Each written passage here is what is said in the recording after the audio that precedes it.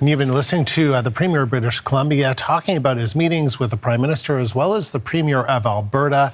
Lots of conversation there around a proposed pipeline to British Columbia's north coast. The Premier saying he's made it very clear that the tanker ban is there for a reason. It is a treacherous stretch of water. He said, though, that the conversation, the tone was civil and borderline friendly between the Prime Minister and the Premier of Alberta, and reiterating that Alberta is the number one trading partner. But he did say the memorandum of understanding between the federal government and Alberta, he says, in his view, is backwards. BC should have been there at the table from the beginning, but we need to move on. The CBC's Karina Roman joins us live in Ottawa with more. So what'd you make of that? Well, again, sort of sensing his resignation to the project if there is a proponent, if there is proper consultation with First Nations. He does seem to be pushing, and rightfully so, that it's still early stages in terms of where that project is at, and so not really willing to entertain hypothetical questions of, you know, what kind of route would you be on board with, where could you find common ground, you know, that kind of thing. You got a sense from him that there's no point in having that conversation until there's actually more facts on the table, and that there's something he can really comment on.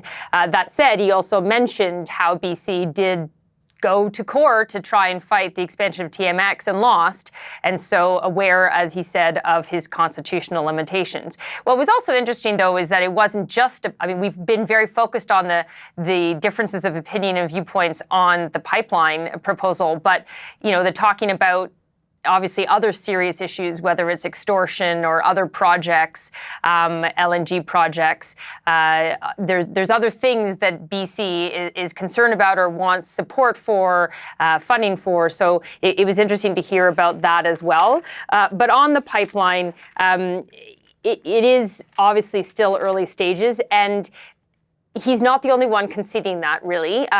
You know, Danielle Smith, when she came out of the meeting between the three of us, the trilateral meeting they had, the three of them, she also talked about how it is early stages, and what might get them to a point of common ground will be when there's more on the table. Have a listen to what she had to say coming out of the meeting.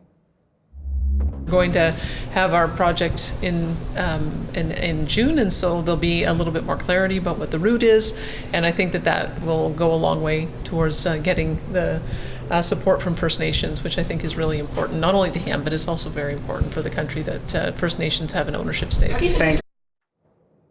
So we know how both sides feel, that nothing that happened today changed those viewpoints.